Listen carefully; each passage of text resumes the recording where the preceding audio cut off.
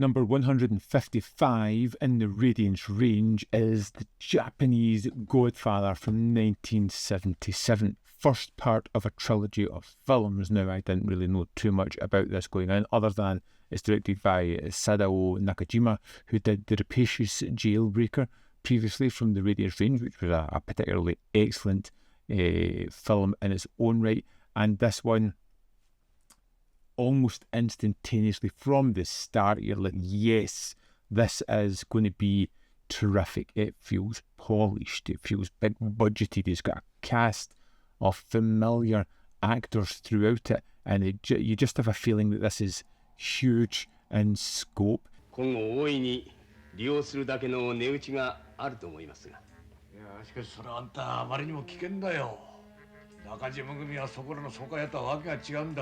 It is, at its heart, a sweeping Yakuza epic that blends crime drama with political intrigue as we follow powerful underworld figures navigating loyalty, power struggles, shifting alliances, all within Japanese criminal underworld.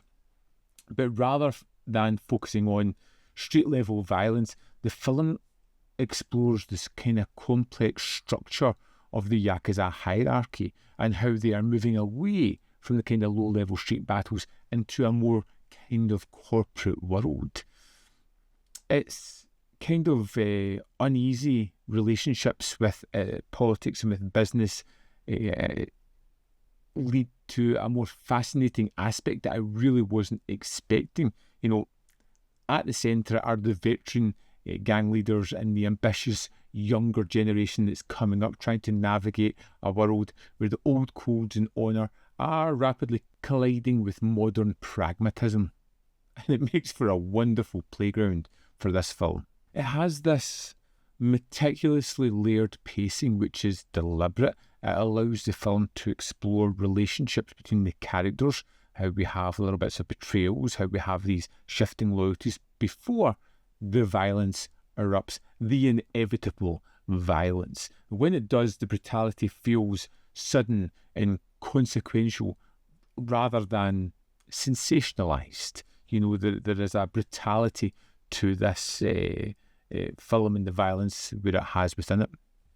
It is this honour versus modern power thematic throughout it as well. It's constantly got these traditional Yakuza values of loyalty, obligation and hierarchy within a modern world driven by profit, political influence and a different kind of board member hierarchy than you would normally expect. You have these crime, politics and big business all interwoven as the older gang leaders and other smaller gangs are swept aside as this corporate entity of a Yakuza gang start to rise and take over.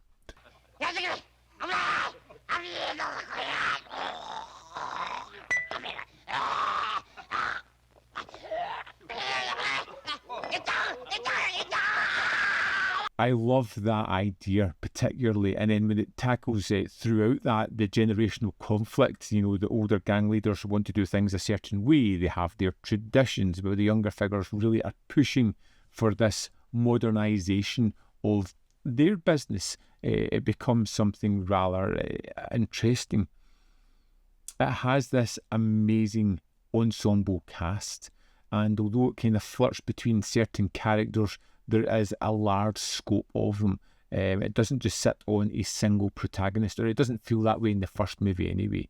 It gives this kind of, I think that's what adds to the sweeping effect of it, creating that grand tapestry. The fact that we are moving through characters, you know, the different characters operate on different levels in the criminal hierarchy, gives the story a sense of scale.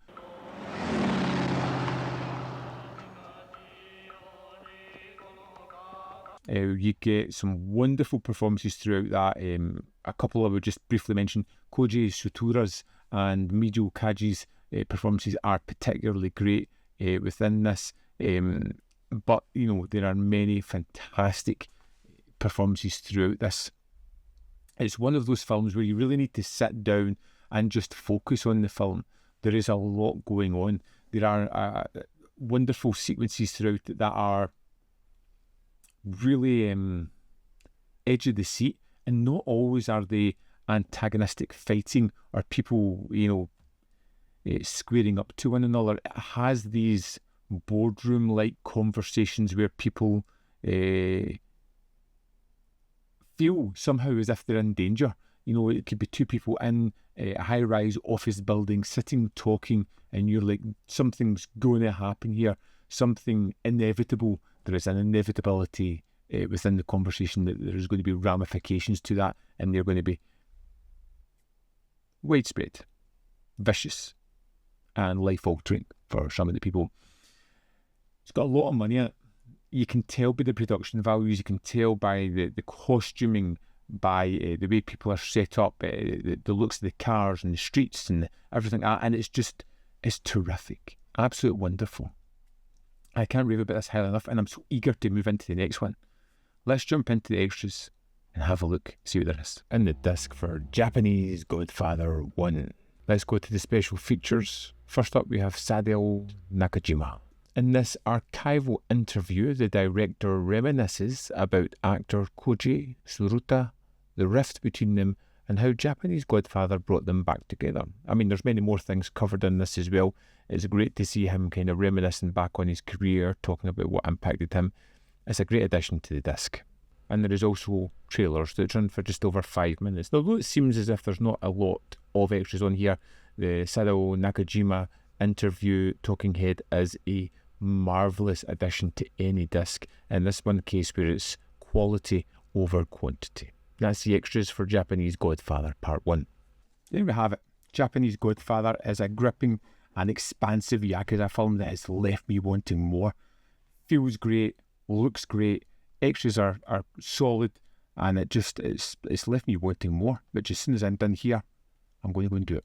Let me know your thoughts in the comment box below. As always, there's more content up here. You can see more of my stuff in the description box below, or links to Patreon, membership program, manvfilm.com. Always in which you can support me. Thanks for watching. See you next time.